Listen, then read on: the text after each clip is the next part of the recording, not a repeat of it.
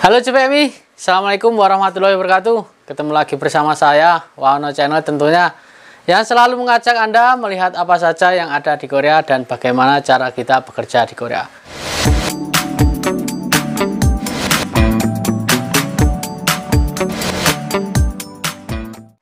Kabar gembira buat teman-teman semuanya yang sudah mengikuti ujian tahun ini ya, gelombang pertama, tahap 1 dan tahap kedua. Ini adalah pengumuman pelulusan buat teman-teman yang sudah mengikuti ujian IPS TOPIK di tahun 2022 ini di gelombang pertama. Untuk gelombang keduanya masih akan menyusul. Oke teman-teman, pengumuman ini diupload oleh selalu diunggah oleh BP2MI.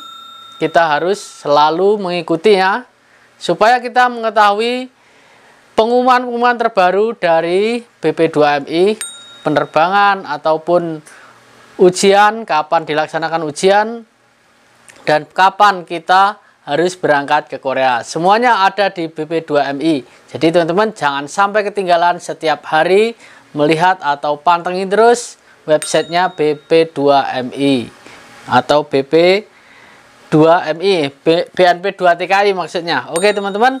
Kali ini adalah pengumuman hasil akhir kelulusan ujian CBT Manufaktur gelombang 1 dengan sistem poin tahun 2022. Alhamdulillah buat teman-teman, saya ucapkan banyak selamat juga ya buat teman-teman yang lulus di tahun ini atau ujian tahun ini di gelombang pertama.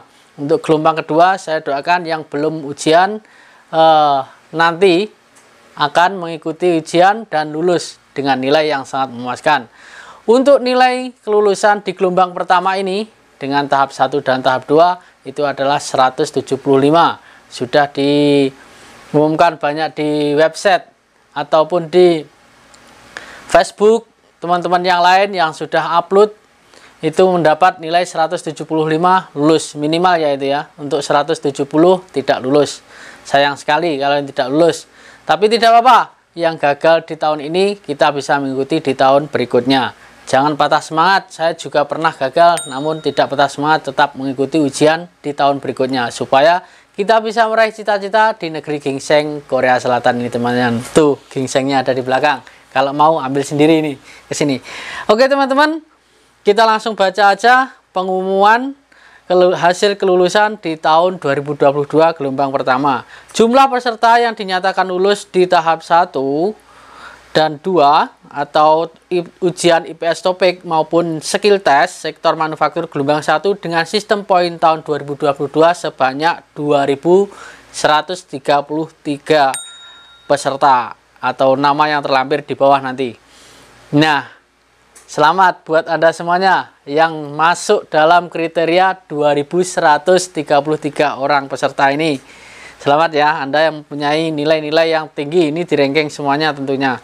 Penempatan hasil kelulusan ujian tahap 1 dan tahap 2 sektor manufaktur gelombang 1 dengan sistem poin tahun 2022 sepenuhnya merupakan kewenangan pihak HRD Korea dan hasil penetapan kelulusan tidak dapat diganggu gugat. Nah, sudah tidak dapat ganggu gugat buat yang lulus ya.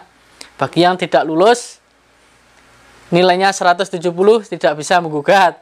Anda hanya bisa menggugat dengan diri Anda sendiri untuk mengejar kosakatanya supaya tahu soal-soalnya dan bisa memahami soal-soal, bisa mengerjakannya dengan nilai yang bagus.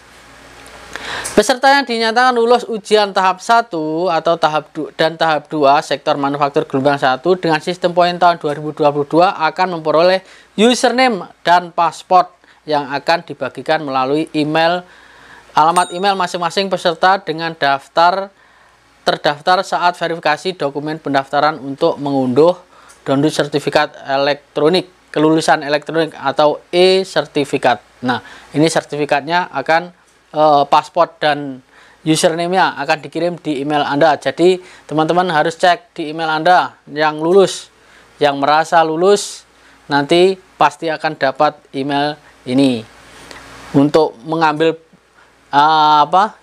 mengambil sertifikatnya ya. Kalau dulu saya mengambil sertifikatnya di Surabaya, di mana ya kemarin, Jalan Pelangi kalau nggak salah, yang kemarin itu dekat Jalan Pelangi sana.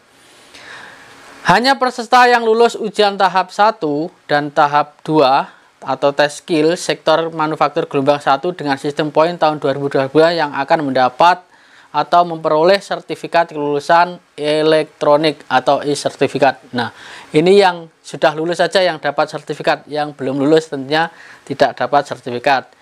Sertifikat kelulusan tersebut merupakan salah satu syarat yang dapat melamar bekerja di perusahaan Korea dengan skema penempatan pemerintah atau G2G. Nah, teman-teman, sudah saya katakan di video-video sebelumnya atau video saya yang di bawah, itu sertifikat kelulusan itu adalah salah satu syarat utama untuk bisa bekerja ke Korea, karena kita mendaftar ke Korea atau sending datanya itu harus ada sertifikat kelulusan bahasa ya teman-teman. Selanjutnya, lulus ujian tahap 1 dan tahap 2 atau skill test sektor manufaktur gelombang 1 dengan sistem poin tahun 2022 bukan jaminan dapat diterima bekerja di Korea, karena perusahaan atau pengguna di Korea yang akan memilih calon pekerja. Wow, ini yang sangat mengenaskan buat teman-teman. Jangan putus asa dan jangan patah semangat, tetap selalu berjuang. Meskipun Anda lulus belum terbang ke Korea, berdoa lagi. Semoga Tuhan memberikan atau Allah memberikan mukjizat sehingga teman-teman bisa terbang, dipanggil ke Korea, dipilih oleh sajang-sajang Korea dalam bursa kerja nanti ya. Bisa dipilih, diklik, dan bisa terbang ke Korea. Jangan putus asa, tenang teman-teman. Yang penting kita sudah lulus. Selanjutnya, metode pengiriman berkas lamaran bagi yang lulus ujian tahap 1 dan tahap 2 tes skill sektor manufaktur gelombang 1 dengan sistem poin tahun 2002 dilakukan secara online dengan mengisi aplikasi lamaran dan melakukan upload dokumen yang dilakukan oleh CPMI dengan yang bersangkutan melalui websitenya BP2MI. Nanti websitenya saya akan cantumkan di deskripsi. Nah, jadi kita melamar secara online teman-teman, jadi tidak ada secara tipu-tipu ya. Kalau teman-teman bekerja ke Korea, ada yang menawarkan, maksudnya ada yang menawarkan bekerja Korea dengan 1 minggu, 2 minggu, 1 bulan atau 2 bulan terbang, itu bohong. Jangan, itu pasti bohong. Sudah bekerja di pabrik dengan 2 bulan, 3 bulan terbang, visanya itu visanya nggak jelas, 2 bulan terbang, itu jangan, bohong. Lebih baik ikut G2G aja, lebih aman. Lama tapi pasti hasilnya. Selanjutnya, pengumuman mengenai persyaratan dan teknis pelaksanaan pengiriman berkas lamaran secara online, sistem online menggunakan pengumuman lebih lanjut. Maksudnya menunggu pengumuman lebih lanjut. Jadi menunggu ya untuk teknis pelaksanaan pengiriman berkas lamaran. Nanti kalau waktunya sudah diumumkan mengirimkan berkas, nanti segera dikirimkan supaya teman-teman segera masuk di bursa kerja di Korea sini. Jadi teman-teman bisa langsung diklik oleh sajang, mendapat SLC, prelim, terbang. Mudah kan? Tidak semudah itu. Oke teman-teman, itulah tadi pengumumannya Jakarta 8 Juli kemarin, kawasan Asia dan Afrika. Untuk daftar nama-nama CPM yang lulus bisa kita lihat di websitenya BP2MI. Ya, di sini nanti akan saya cantumkan linknya di bawah.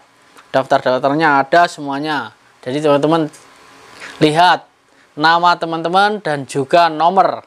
Tentunya nomor peserta. Ya, tentunya nomor peserta. Oke teman-teman, jadi yang sudah lulus saya ucapkan banyak selamat. Selamat, Anda sudah terbebas dari kosakata-kosakata. Tapi jangan berhenti untuk belajar, karena di Korea sangat dibutuhkan bahasa Anda atau basic Anda setelah masuk ke Korea. Dan buat yang tidak lulus atau belum lulus, jangan patah semangat, ikuti lagi ujian di tahun berikutnya. Tetap semangat, semoga bermanfaat. Sampai ketemu lagi di video selanjutnya. Wassalamualaikum warahmatullahi wabarakatuh. Annyeonghaseyo.